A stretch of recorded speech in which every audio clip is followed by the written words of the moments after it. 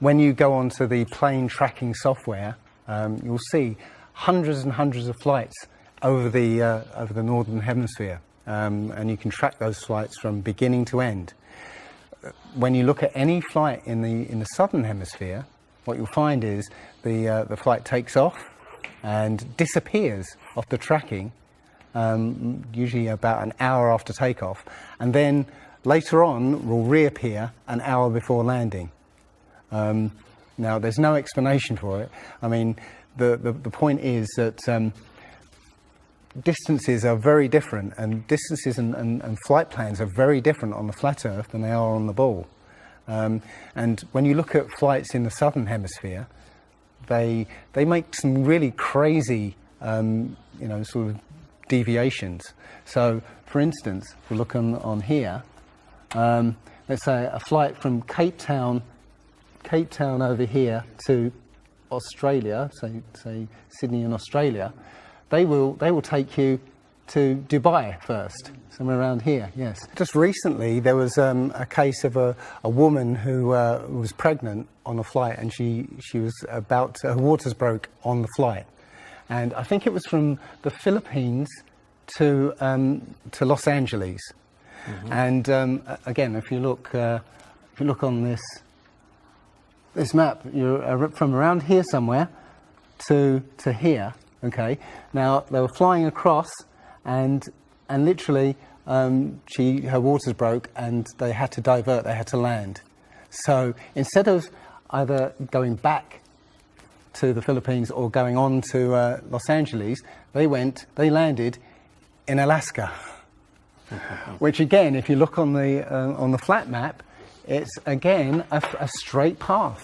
Santiago, Chile to Australia, mm-hmm. right? Will usually stop in Los Angeles. Again, you can see on the flat map that it's again a straight path. It all seems to make sense, and if the only thing that would sort of confirm it or disprove it would be GPS, but hey ho, GPS doesn't work in the southern hemisphere. This is an issue because there have been a few people who said they've taken flights that have taken only 14 hours, and they're direct flights from Australia to South America.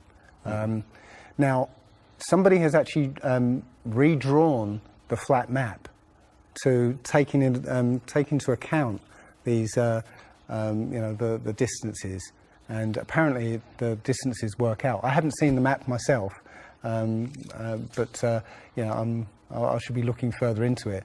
But yes, up until these people came forward, and again, I haven't seen any real evidence that they have taken these flights. They told me they've taken these flights, but who knows?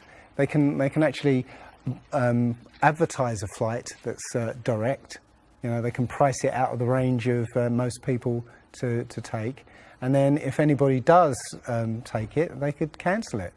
I don't think any flights actually fly directly over the North Pole at all. I think they skirt the North Pole, mm-hmm. but I don't think they fly directly over the actual pole. So I don't know if it's to do with magnetics.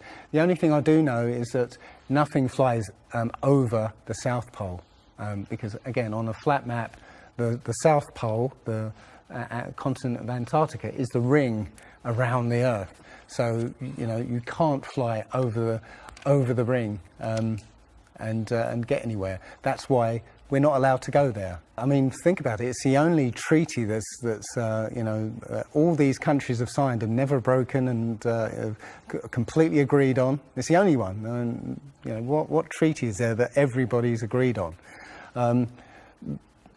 We're being kept away from it for a reason. They have some scientific bases there, and literally it's controlled by the military. If you try and go there by yourself, you will be sort of picked up and escorted back. There was a guy called Jarls Anderhoy who tried to take a mission to the Antarctica, and he was picked up and taken back by the military. it's a good reason, because they don't want you finding out what's beyond.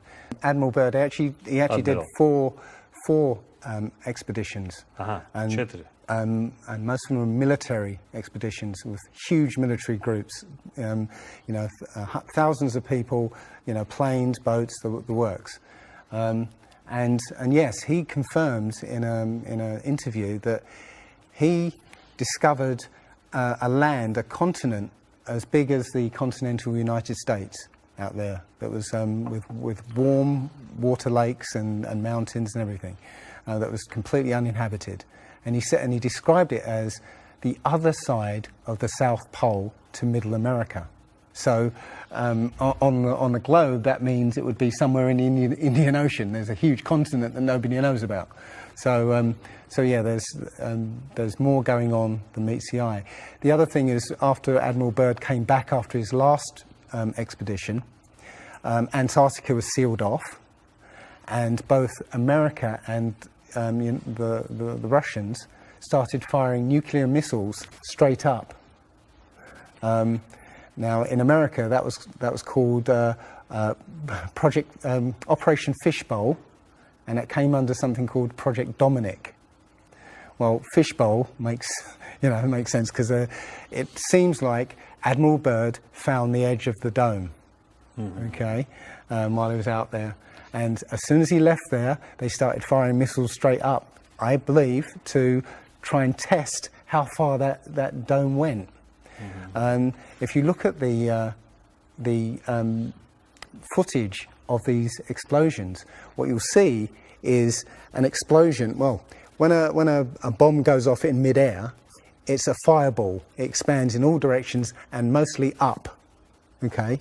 Now, if you look at these explosions on Operation Fishbowl, they explode outwards in a ring, which means it's exploding against something, because it can't rise with the heat. So it's exploding against something and exploding outwards. Okay, and the middle of the explosion, you'll see it glows, hot, and then it cools over time. So it looks to me like they were exploding against a dome. Now, I said it was Operation Fishbowl, obviously Fishbowl, but there's a chap called Rob Skiba who discovered that the Project Dominic, the word Dominic means of the Lord, Fishbowl of the Lord. So I believe they clearly know that we're in an enclosed system, and Admiral Byrd found the edge, and they've tested to see how far it goes up.